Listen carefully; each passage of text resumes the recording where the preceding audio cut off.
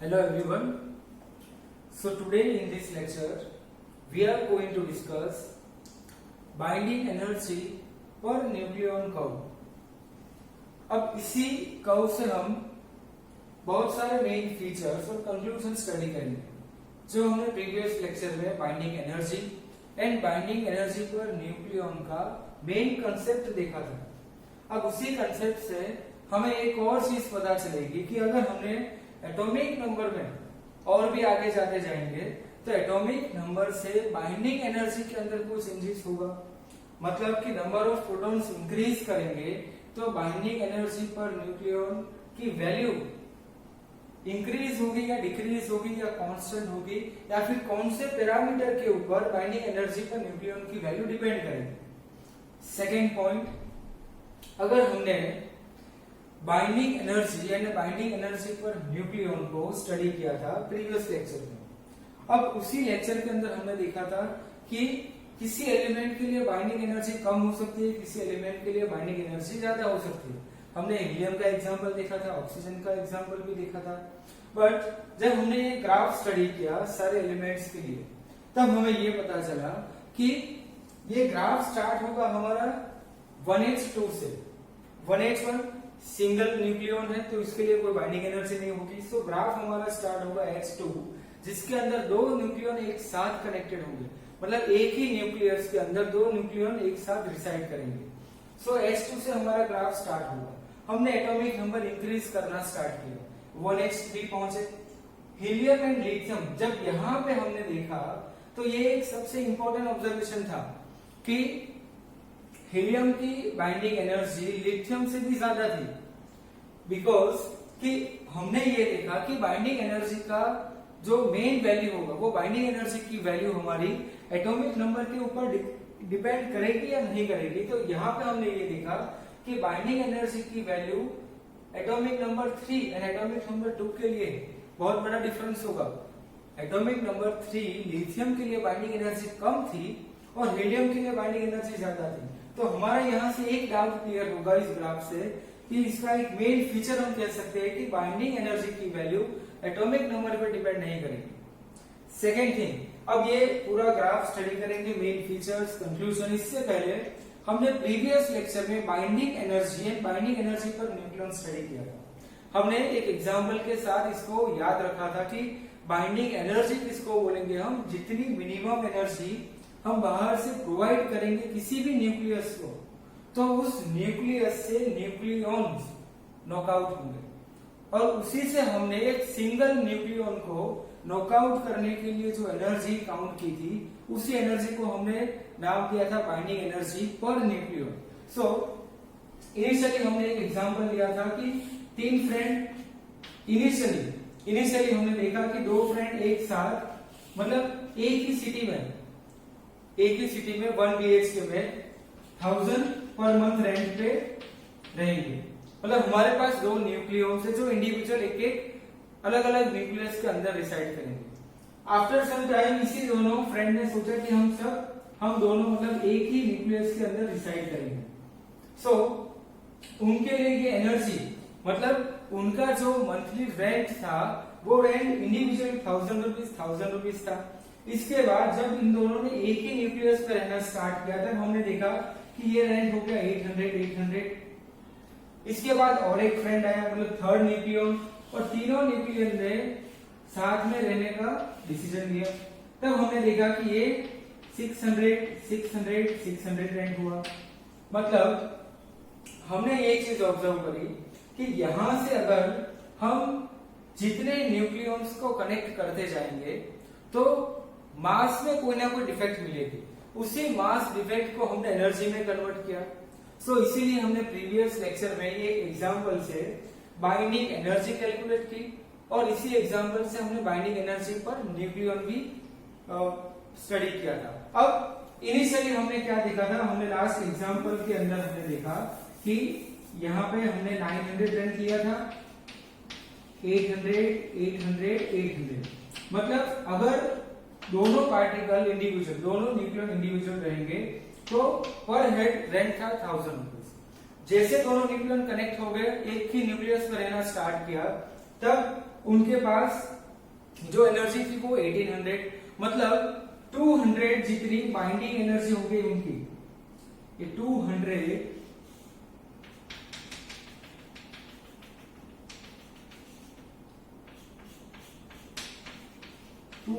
ये binding energy. अब third nucleon मतलब थर्ड फ्रेंड और भी उसी सिटी में आया, तीनों ने एक साथ रहना स्टार्ट किया, तब उनका इंडिविजुअल रेंट था 800 800 800। मतलब इंडिविजुअली देखेंगे हम तो इंडिविजुअल रहेंगे तब 1000 रुपीज था, उसके बाद जब रहेंगे तीनों साथ में तब 800 पर हेड था, मतलब पर हेड 200 रुपीज का उनका सेविंग था। सो यहां से अगर दो साथ में रहते तो 2000 होता, तीनों मतलब सॉरी इंडिविजुअल रहते तो 2000 होता, तीनों सेपरेटेड रहते अलग अलग न्यूक्लियॉन में तब उनका रेंट होता 3000 रुपीज। बट जैसे यहाँ पे उन्होंने साथ में रहना स्टार्ट किया, इतनी एनर्जी उन्होंने रिलीज कर दी, मतलब ये ऑलरेडी फ्री एनर्जी है, इतना उनका सेविंग होगा 600 रुपीज। सो 200 रुपीज जिसकी वजह से दोनों न्यूक्लियन एक साथ में है, 600 रुपीज जिसकी वजह से तीनों न्यूक्लियन एक साथ में है। अब जैसे हमने बाहर से एनर्जी प्रोवाइड करना स्टार्ट किया तीनों फ्रेंड के बीच में, वहां पे एक ही न्यूक्लियस में थे, अब तीनों फ्रेंड के बीच में झगड़ा हुआ, तीनों को हमें सेपरेट करना है। अगर तीनों न्यूक्लियर को सेपरेट करना होगा तो हमें इंडिविजुअली 200 रुपीज सबको प्रोवाइड करवाने होंगे। जिस न्यूक्लियर ने इंडिविजुअल 200 रुपीज कलेक्ट कर लिए मतलब उसका टोटल हो जाएगा 1000 रुपीज। जैसे 1000 रुपीज होगा वो सेपरेट हो सकता है। तो ड्यू टू 600 तीनों न्यूक्लियन कनेक्टेड थे, तीनों न्यूक्लियन बाउंडेड थे, ड्यू टू 200 दोनों न्यूक्लियन बाउंडेड थे। सो इसी एनर्जी को हमने बोला था बाइंडिंग एनर्जी। और बाइंडिंग एनर्जी पर न्यूक्लियन मतलब किसी एक न्यूक्लियन को अगर हम सेपरेट करना चाहेंगे तो एक न्यूक्लियन को यहां से सिर्फ 100 एनर्जी की रिक्वायरमेंट है। अगर दो में से किसी एक न्यूक्लियन ने 100 एनर्जी बाहर से गेन कर ली तो उसकी इंडिविजुअल एनर्जी हो जाएगी 1000 और 1000 रुपीज में वो सेपरेट हो सकता है। अगर यहाँ पे हम देखेंगे तो अगर किसी भी न्यूक्लियन ने तीनों में से किसी भी न्यूक्लियन ने 200 रुपीज गेन किया बाहर से तो वो टोटल हो जाएगा 1000 और 1000 में वो सेपरेट हो सकता है। तो जिस एनर्जी की वजह से तीनों न्यूक्लियन या दोनों न्यूक्लियन एक साथ बाउंडेड होंगे उसी एनर्जी को हमने नाम दिया बाइंडिंग एनर्जी। अगर किसी एक को सेपरेट होना होगा तो उस एनर्जी को हम टोटल नंबर ऑफ न्यूक्लियन से डिवाइड करेंगे। सो 600/3 या फिर 200/2। सो ये हमें मिलेगी बाइंडिंग एनर्जी पर न्यूक्लियन। तो ये सारी स्टोरी हमने प्रीवियस लेक्चर में स्टडी की थी। तो अब नेक्स्ट हम लोग स्टार्ट करेंगे इसी के अंदर मेन फीचर ग्राफ का। अब फटाफट से हम ग्राफ स्टार्ट करेंगे। सबसे पहले कौन से इंपॉर्टेंट पॉइंट हमें इस ग्राफ से मिले तो सबसे पहले हम ग्राफ ऑब्जर्व करेंगे तो a less than 30 and a greater than 170। अब हमें ग्राफ के अंदर binding energy per nucleon y axis पे गिवन है और x के ऊपर हमें मास नंबर गिवन है, मतलब मास नंबर के साथ बाइंडिंग एनर्जी का हमने ग्राफ बनाया, प्लॉट किया उसको। और हमें ये पहला फीचर पहले हम स्टार्ट करेंगे मेन फीचर से। First one binding energy per nucleon कौन से न्यूक्लियस के लिए कौन से मास नंबर के लिए हमें लोअर मिली और कौन से मास नंबर के बाद हमें हायर मिली। तो हमें ऑन एन एवरेज 30 to 170 तक हमें on an average binding energy constant मिली। सो बाइंडिंग एनर्जी पर nucleon is fairly constant for a 30 less than a less than 170। मतलब 30 to 170 के बीच वाला पोर्शन जिसके अंदर जितने भी एलिमेंट्स होंगे उनकी हमें बाइंडिंग एनर्जी ऑलमोस्ट कांस्टेंट मिली। लोअर बाइंडिंग एनर्जी किसकी होगी? सो बाइंडिंग एनर्जी पर nucleon is lower for a less than 30 and a greater than 170। मतलब हमारे पास इसी ग्राफ के अंदर काफी न्यूक्लियॉन्स ऐसे होंगे जिसकी बाइंडिंग एनर्जी 130 to 170 के बीच में जो एलिमेंट्स है उससे कम होगी। अगर हमें किसी दो एलिमेंट को कंपेयर किया, फॉर एग्जांपल हमने एलिमेंट नंबर 1 लिया जिसकी बाइंडिंग एनर्जी हमें मिली 5 MeV, एलिमेंट नंबर 2 लिया जिसकी बाइंडिंग एनर्जी हमें मिली 7 MeV। अब 5 MeV और 7 MeV, इस वैल्यू का मेन मीनिंग क्या होगा, हमने ये एग्जांपल देखा अभी, उसी से हमें ये पता चलेगा कि इस एलिमेंट के किसी भी न्यूक्लियॉन को अगर हमें नॉकआउट करना होगा तो हमें 5 MeV एनर्जी की रिक्वायरमेंट होगी। अगर हमने इस न्यूक्लियस को, इस एलिमेंट को हमने 5 MeV एनर्जी बाहर से प्रोवाइड करना स्टार्ट किया, तब वहां से एक न्यूक्लियन नॉकआउट हो जाएगा। उसी 5 MeV एनर्जी को अगर हमने यहां पे प्रोवाइड किया तो इसकी रिक्वायरमेंट होगी 7 MeV। तो 5 MeV एनर्जी गेन करने के बाद भी इसका न्यूक्लियन वहां से सेपरेट नहीं होगा। इसका मतलब ये हुआ कि इस दोनों एलिमेंट से मोस्ट स्टेबल एलिमेंट ये होगा, मोस्ट स्टेबल, उसको बाहर से एनर्जी मिली तब भी उसका न्यूक्लियन न्यूक्लियस के अंदर ही रहेगा। तो यहां से एक इंपॉर्टेंट फीचर हमें पता चलेगा कि जिस एलिमेंट की, जिस न्यूक्लियस की बाइंडिंग एनर्जी ज्यादा होगी उसकी स्टेबिलिटी भी ज्यादा होगी, और जिस न्यूक्लियस की बाइंडिंग एनर्जी लोअर होगी उसकी स्टेबिलिटी भी कम होगी। तो सबसे इंपॉर्टेंट फीचर हमें यहां से पता चलेगा,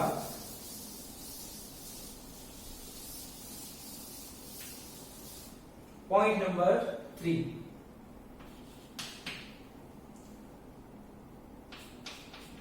nuclei having lower binding energy per nucleon less stable, nuclei having higher binding energy per nucleon, more stable। तो ये एक इंपॉर्टेंट फीचर हमें मिला। तो अब हम इस ग्राफ से जितने भी एलिमेंट्स को कंपेयर करेंगे, अगर दो एलिमेंट में से जिसकी भी बाइंडिंग एनर्जी पर न्यूक्लियन की वैल्यू ज्यादा होगी वो element compare to other element ज्यादा स्टेबल होगा। अब मोस्ट इंपोर्टेंट पॉइंट नंबर 4, इस ग्राफ से हमें हाईएस्ट बाइंडिंग एनर्जी किस कौन से एलिमेंट के लिए मिली। तो हमने स्टार्ट किया ग्राफ ड्यूटेरियम से 1s2, then 1s3, then helium, then lithium. हमने ये देखा कि हीलियम की बाइंडिंग एनर्जी पर न्यूक्लियन लिथियम से भी ज्यादा थी। तो इस पॉइंट से हमें ये चीज पता चली कि binding energy per nucleon atomic number के ऊपर डिपेंड नहीं करेगी।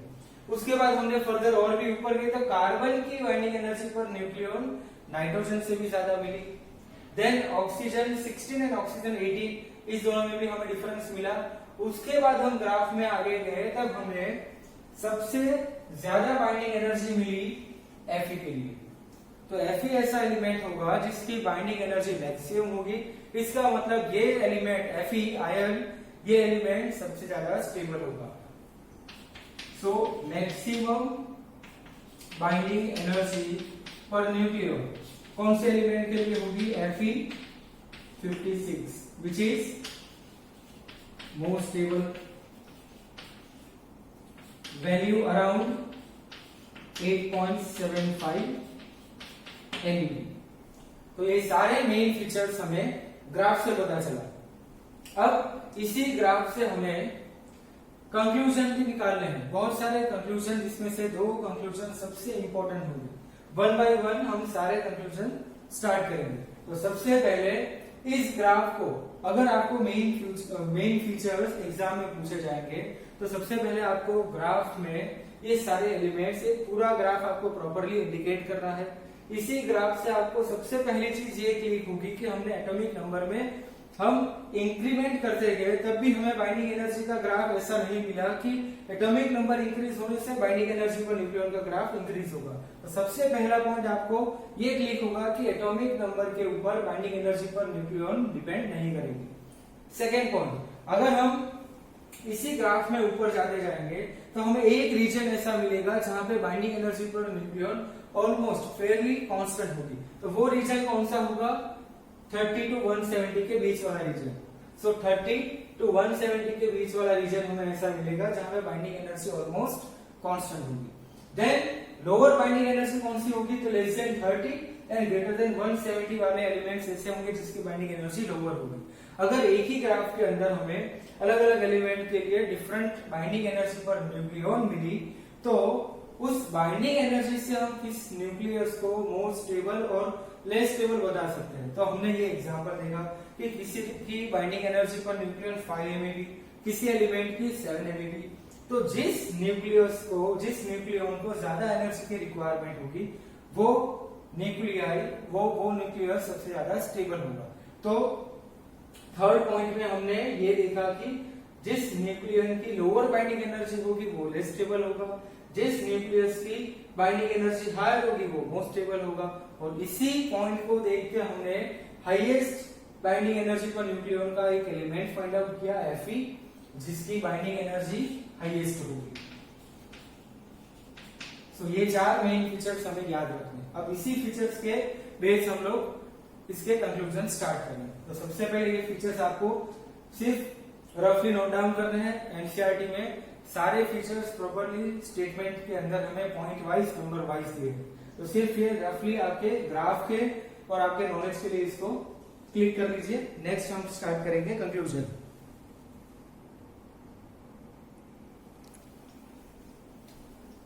So now next we start important conclusion for this graph. अब सबसे पहले out of 4 conclusion we will start 2 important conclusion. अब ये जो पॉइंट होगा हमारा पॉइंट नंबर 3 and 4 मतलब थर्ड एंड फोर्थ कंक्लूजन जो आपको एनसीईआरटी में गिवन है, ये कंक्लूजन सबसे इंपॉर्टेंट होगा। अब हम ये एग्जांपल के साथ स्टार्ट करेंगे। एज यू रिमेम्बर हमने प्रीवियस लेक्चर के अंदर एक सिंपल एग्जांपल लिया था जो हमने इनिशियल इस लेक्चर के अंदर भी मैंने आपको एक्सप्लेन किया। अगर हमारे पास ये 3 न्यूक्लियन होंगे जिसका इनिशियल मतलब जिस फ्रेंड का इनिशियल रेंट होगा पर मंथ 1000 रुपीज। हमने देखा कि इसी एक ही सिटी के अंदर हमने ये देखा कि 2 फ्रेंड ने एक साथ एक ही न्यूक्लियस में रहना स्टार्ट किया। इट मीन्स कि 2 न्यूक्लियन अब एक ही न्यूक्लियस के अंदर रहेंगे।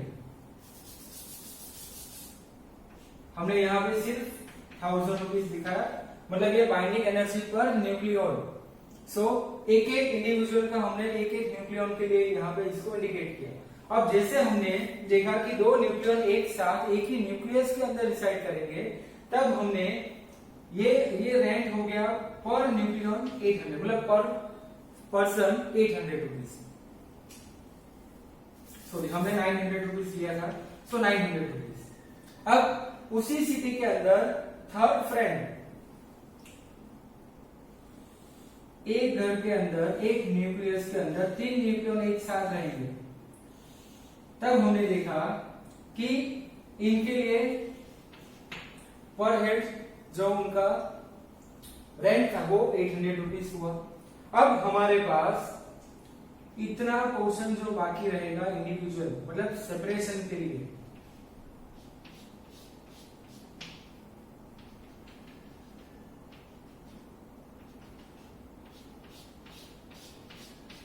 अब ये दोनों पॉइंट समझना बहुत ही इंपॉर्टेंट है। बिकॉज अगर हमने दोनों न्यूक्लियन को इंडिविजुअल रखा तब पर हेड रेंट था 1000 रुपीज। 2 न्यूक्लियन एक साथ एक ही न्यूक्लियस में रहेंगे तब पर हेड था 900। अब 3 न्यूक्लियन एक साथ एक ही न्यूक्लियस में रहेंगे तब रेंट था पर हेड 800 रुपीज। अब हमें इस पॉइंट से फाइंड आउट करना है बाइंडिंग एनर्जी पर न्यूक्लियन। अगर हमने 2 न्यूक्लियन को एक साथ किया तब बाइंडिंग एनर्जी पर न्यूक्लियन कितना था? तो 900 रुपीज पर हेड रेंट था। अगर हमें एक न्यूक्लियन को सेपरेट करना होगा तो रिक्वायरमेंट कितनी होगी? 1000 की। तो per head 100 rupees, per head 100 rupees ये उनकी binding energy. Due to this 100 rupees ये दोनों न्यूक्लियन एक साथ एक ही न्यूक्लियस में रहेंगे। अगर दोनों में से दोनों पार्टिकल ने 100 रुपीज 900 के साथ जोड़ लिया, मतलब 100 रुपीज का और भी मंथली उन्होंने उसमें काउंट कर लिया, ये 100 रुपीज बाहर से और भी गेन कर लिए, तो ये दोनों न्यूक्लियन अगेन सेपरेट हो सकते हैं। थर्ड कंडीशन में हमने ये देखा था कि पर हेड रेंट था 800 रुपीज, मतलब अगर तीनों को सेपरेट होना होगा तो टोटल रिक्वायरमेंट होगी 600 रुपीज की। अगर एक को सेपरेट होना होगा तो रिक्वायरमेंट होगी 200 रुपीज, 200 रुपीज, 200 रुपीज। सो अगर किसी एक न्यूक्लियन ने 200 रुपीज गेन किया, मतलब 800 प्लस 200 तो डायरेक्टली 1000 रुपीज, मतलब वो सेपरेट हो सकता है। ये इनिशियल कंडीशन हमने लास्ट लेक्चर के अंदर भी ये पूरी कंडीशन स्टडी की थी। अब हमने ये मान लिया कि ये हमारी सिचुएशन नंबर ए और ये हमारी सिचुएशन नंबर बी। अगर हमने ए वाली सिचुएशन को बी में कन्वर्ट किया, मतलब ए को हमने कन्वर्ट किया बी में, तब ये जो पहले से फ्री एनर्जी थी, ये पूरा एनर्जी, ये हमारा ये एनर्जी, इसकी binding energy, total binding energy कितनी हो जाएगी 600। इसके लिए बाइंडिंग एनर्जी कितनी हो जाएगी 200। मतलब हमने ए वाली कंडीशन को बी में कन्वर्ट किया, तब हमें उस कंडीशन में एनर्जी मिलेगी, एनर्जी रिलीज होगी या एनर्जी हमें बाहर से देनी होगी। ये सिचुएशन को हमें एक्सप्लेन करना है। वापस हम ये एग्जांपल स्टार्ट करेंगे। फर्स्ट हमारे पास जब दो न्यूक्लियन थे तब हमने देखा कि 1000 रुपीज पर हेड रेंट था। अब दोनों न्यूक्लियन एक साथ रहेंगे तब 900 रुपीज पर हेड था। मतलब हमने देखा कि 100 टोटल 200 रुपीज की बाइंडिंग एनर्जी थी। बाइंडिंग एनर्जी पर न्यूक्लियन नहीं, बाइंडिंग एनर्जी थी। अगर हमें 200 रुपीज यहाँ पे ऐड कर लिए तो दोनों न्यूक्लियन सेपरेट हो जाएंगे। उसी तरह हमने थर्ड न्यूक्लियन को कनेक्ट किया, तब हमने देखा कि यहाँ पे बाइंडिंग एनर्जी कितनी मिली 600। अगर हमें 200 बाइंडिंग एनर्जी वाली सिचुएशन को 600 वाली बाइंडिंग एनर्जी में कन्वर्ट करना है, मतलब सिचुएशन ए को सिचुएशन बी में हमें डालना होगा, तब हम क्या करेंगे। ऑलरेडी ये दोनों पार्टिकल 900 रुपीज में रह रहे थे, 900 रुपीज में। अगर ये ए टू बी में कन्वर्ट होगा तो उनको रिक्वायरमेंट कितनी होगी सिर्फ 800 की, उनके पास ऑलरेडी कितनी होगी 900। तो हमने क्या देखा कि इसकी बाइंडिंग एनर्जी लोअर थी, इसकी बाइंडिंग एनर्जी हायर थी। अगर हमने लोअर बाइंडिंग एनर्जी वाले एलिमेंट को हायर बाइंडिंग एनर्जी वाले एलिमेंट में कन्वर्ट किया, इसका मतलब कि जिसके पास ऑलरेडी 900 रुपीज, हमें बाइंडिंग एनर्जी ऊपर से देखना है। ये ऊपर से जो इतना जो पोर्शन है ये हमारा बाइंडिंग एनर्जी शो करेगा। नीचे वाला जो पोर्शन होगा ये हमने ऑलरेडी यहाँ पे अप्लाई किया, मतलब ये हमारे पास ऑलरेडी इतनी एनर्जी है जिसकी वजह से हम एक न्यूक्लियस में रहेंगे। हमारे पास ऑलरेडी 900 रुपीज है जिसकी वजह से हम एक साथ रहेंगे। सो अगर यही दोनों पार्टिकल इस वाली सिचुएशन में पुट होना चाहेंगे, मतलब इस वाली सिचुएशन में हमें उसको फिट करना है, तब उनके पास तो ऑलरेडी 900 है, उनको इसके अंदर हम डालेंगे तो उनको रिक्वायरमेंट तो सिर्फ 800 की होगी, तो उनकी और 100 एनर्जी रिलीज हो जाएगी। मतलब कि हमने अगर यहाँ से लोअर बाइंडिंग एनर्जी वाले एलिमेंट को हायर बाइंडिंग एनर्जी वाले एलिमेंट में कन्वर्ट किया तो हमें एनर्जी मिलेगी। सो हमारा मेन पॉइंट क्या होगा, न्यूक्लियस की लैंग्वेज में हम इसको समझेंगे। अगर हमारे पास एक एलिमेंट है जिसकी बाइंडिंग एनर्जी होगी, फॉर एग्जांपल यहां से हम देखेंगे 6। अगर ये 6 बाइंडिंग एनर्जी वाला न्यूक्लियस हमने कन्वर्ट किया 8 बाइंडिंग एनर्जी वाले न्यूक्लियस में, तो हमें उस कंडीशन में, उस कन्वर्जन में ऑलवेज एनर्जी मिलेगी। एनर्जी मिलने के चांसेस क्या होंगे, हम इस एग्जांपल से इजीली इसको एक्सप्लेन करेंगे। अगर हमारे पास 900 रुपीज है, हम एक ही घर में रहेंगे, एक ही न्यूक्लियस में रहेंगे, इंडिविजुअल 900 की हमारी कैपेसिटी है। अगर हमने उसी कैपेसिटी को 800 में कन्वर्ट किया तो हमारे तो 100 रुपये और भी बच गए, मतलब हमारी 100 एनर्जी और भी रिलीज हो गई। ये 100 रुपीज हमारे और भी सेविंग अकाउंट में चले गए। इट मीन्स कि अगर हमारे पास ये लोअर बाइंडिंग एनर्जी वाला एलिमेंट होगा, अगर उसको हमने हायर बाइंडिंग एनर्जी वाले एलिमेंट में कन्वर्ट किया, तब हमने ये देखा कि हमारी बाइंडिंग एनर्जी मतलब हमारी जो एनर्जी थी उसमें हमें और भी एडिशन मिला। मतलब हमने उस कंडीशन में ऑब्जर्व किया कि जब ये सिचुएशन कन्वर्ट होगी तब हमें उस कंडीशन में, उस प्रोसेस में कुछ ना कुछ एनर्जी मिलेगी। उसी एनर्जी को हम यूज करेंगे न्यूक्लियर पावर स्टेशन में।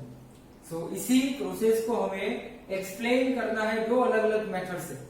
पहली मेथड जिसके अंदर हम देखेंगे लोअर बाइंडिंग एनर्जी वाले न्यूक्लियस को हम कन्वर्ट करेंगे हायर बाइंडिंग एनर्जी वाले न्यूक्लियस में।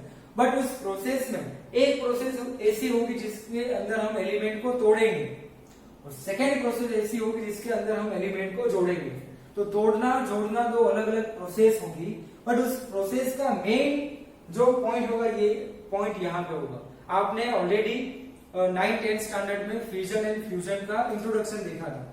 अब फिजन फ्यूजन का मेन रीजन क्या होता है, हम इस प्रोसेस से हमें एनर्जी क्यों मिलेगी, इसका रीजन आपको इस एग्जांपल से याद रखना है, इसको समझना है। सो अगेन ये लास्ट एग्जांपल में आपको एक्सप्लेन करूंगा न्यूक्लियस की लैंग्वेज में। हमारे पास दो न्यूक्लियस है, मतलब दो अलग अलग न्यूक्लियस, और उस दोनों न्यूक्लियस के अंदर इंडिविजुअल एक न्यूक्लियन है।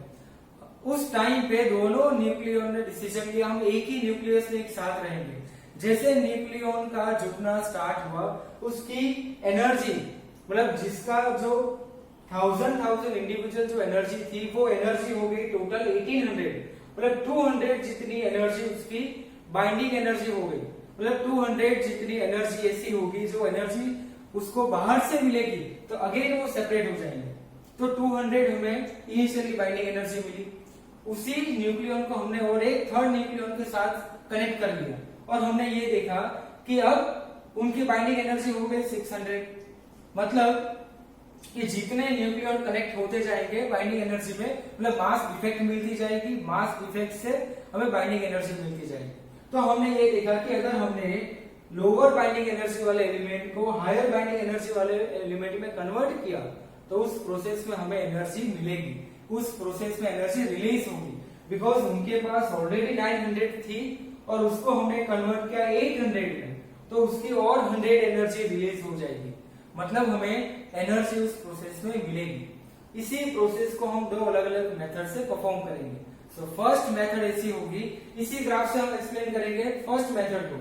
अगर हमारे पास फॉर एग्जांपल हमने यूरेनियम 238 का एग्जांपल लिया, यूरेनियम 235, 236 या 238 यूरेनियम का हमने एग्जांपल लिया, जिसकी बाइंडिंग एनर्जी हमने चार जो मेन फीचर्स देखे थे उसी से हमें पता चला 30 to 170 कि मतलब 30 to 170 वाले जितने भी एलिमेंट्स हो गए उनकी बाइंडिंग एनर्जी ऑलमोस्ट कांस्टेंट होगी। 30 से लोअर एंड 170 से हायर जिसकी बाइंडिंग एनर्जी क्वाइट लो होगी। सो 170 से अब मतलब हमने एग्जांपल लिया यूरेनियम का जिसकी binding energy compare to 30 to 70 के बीच वाले जो एलिमेंट्स है उससे कम होगी, तो इसको हमने नाम दिया लोअर बाइंडिंग एनर्जी का एक न्यूक्लियस। अब इसी यूरेनियम को हमने कन्वर्ट किया, हमने स्पेशली यहाँ पे दो नाम इंडिकेट किए, क्रिप्टॉन एंड बेरियम। मतलब हमने यूरेनियम को जो लोअर बाइंडिंग एनर्जी का एलिमेंट होगा, लोअर बाइंडिंग एनर्जी का न्यूक्लियस होगा, उसको हमने कन्वर्ट किया बेरियम प्लस क्रिप्टॉन में। हम जब न्यूक्लियर रिएक्शन स्टडी करेंगे तब हम सारे इक्वेशन देखेंगे, इक्वेशन कैसे बैलेंस करना है ये भी हम सीखेंगे।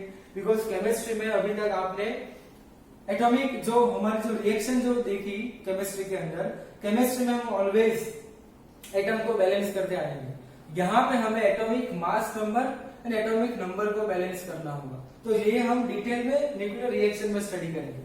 बट अभी आपको ये याद रखना है कि हमने एक यूरेनियम को जिसकी लोअर बाइंडिंग एनर्जी है उसी लोअर बाइंडिंग एनर्जी को हमने कन्वर्ट किया हायर बाइंडिंग एनर्जी के दो न्यूक्लियस में। बट बिकॉज यूरेनियम की बाइंडिंग एनर्जी अराउंड 7.6 MeV और बेरियम एंड क्रिप्टॉन की ऑलमोस्ट बाइंडिंग एनर्जी 8.5 का अराउंड, तो 7.6 वाले न्यूक्लियस को हमने कन्वर्ट किया 8.5 वाले। मतलब हमने लोअर बाइंडिंग एनर्जी वाले को हायर बाइंडिंग एनर्जी में कन्वर्ट किया, तब हमें वहां से एनर्जी मिलेगी, एनर्जी रिलीज होगी। उसी एनर्जी को हम बोलेंगे fusion energy. So first example हम लिखेंगे यूरेनियम 235 को कन्वर्ट किया बेरियम में हमने एंड क्रिप्टॉन में, तो वहां से हमने एक और चीज देखी कि यहाँ पे जो एटॉमिक मास नंबर है 238, जिसको हमने कन्वर्ट किया 144 प्लस 89 में, मतलब हैवी न्यूक्लियस जिसको कन्वर्ट किया लाइटर न्यूक्लियस। तो सबसे पहला point, lower binding energy converts into higher binding energy element. Example हमने कौन सा लिया यहाँ पे, यूरेनियम 235, 236 या 238 कोई भी ले सकते हो आप। इसके बाद हमने इसको कन्वर्ट किया बेरियम एंड क्रिप्टॉन में, 144 प्लस क्रिप्टॉन 89। अब इसी 0 एंड 1 मतलब इसी यूरेनियम के ऊपर हमने बाहर से न्यूट्रॉन बम्बार्ड किया। ये न्यूक्लियर रिएक्शन हम डिटेल में स्टडी करेंगे। अगर इसी न्यूक्लियस पे हमने बाहर से न्यूट्रॉन को बम्बार्ड किया, तब हमने ये देखा कि ये यूरेनियम जो हैवी न्यूक्लियस है, जिसकी बाइंडिंग एनर्जी लोअर है, वो कन्वर्ट हो गया दो अलग अलग लाइटर न्यूक्लियस में, जिसकी बाइंडिंग एनर्जी यूरेनियम से ज्यादा होगी। तो यहां से अगर हम इसको बैलेंस करेंगे तो यूरेनियम 235 144 प्लस 89 प्लस न्यूट्रॉन भी यहां से रिलीज होंगे और एटॉमिक नंबर को भी आप ऐसे ही बैलेंस करोगे। सिर्फ यहाँ पे एक एग्जांपल लिया, इसको डिटेल में हम स्टडी करेंगे। बट आपको याद क्या रखना है यहाँ पे कि हमने लोअर बाइंडिंग एनर्जी के न्यूक्लियस को हायर बाइंडिंग एनर्जी के न्यूक्लियस में कन्वर्ट किया, तब हमें इसी के साथ एनर्जी मिलेगी। सो प्रोसेस में एनर्जी रिलीज होगी। इस प्रोसेस को हम और भी स्पेसिफाई करेंगे तो when heavy nucleus is converted into two lighter nucleus, then energy is released। इस प्रोसेस में हमने हैवी न्यूक्लियस को तोड़ा, मतलब हमने उसका फ्यूजन किया। सो उस हैवी न्यूक्लियस पे किसी पार्टिकल को बम्बार्ड किया।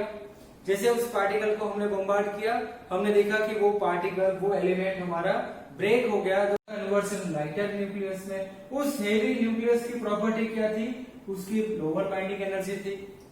जिस लाइटर एलिमेंट में हमने उसको कन्वर्ट किया, उसकी प्रॉपर्टी क्या थी, जिसकी बाइंडिंग एनर्जी हायर थी। तो ये सारे टर्म्स, छोटे छोटे टर्म्स आपको याद रखने हैं, उसी टर्म से आपको कंसेप्ट क्लियर होंगे। सो ये एक एग्जांपल जो हमने प्रीवियस लेक्चर में देखा था, उसी एग्जांपल को और भी डिटेल में आप इसी के ऊपर आप सोच सकते हो कि हमने किसको बाइंडिंग एनर्जी बोला। अगर हमने ए टू बी कन्वर्जन किया, मतलब हमने हेवी न्यूक्लियस जिसका मास नंबर ज्यादा था, हेवी न्यूक्लियस को लाइटर न्यूक्लियस में कन्वर्ट किया, जिसकी बाइंडिंग एनर्जी कम थी बट इसकी बाइंडिंग एनर्जी हायर है, तो हमने लोअर बाइंडिंग एनर्जी को हायर बाइंडिंग एनर्जी में कन्वर्ट किया। तब हमने ये देखा कि उस प्रोसेस में एनर्जी रिलीज हुई।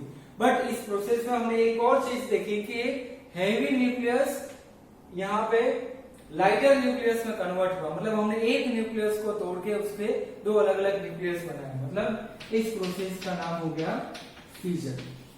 तो इसीलिए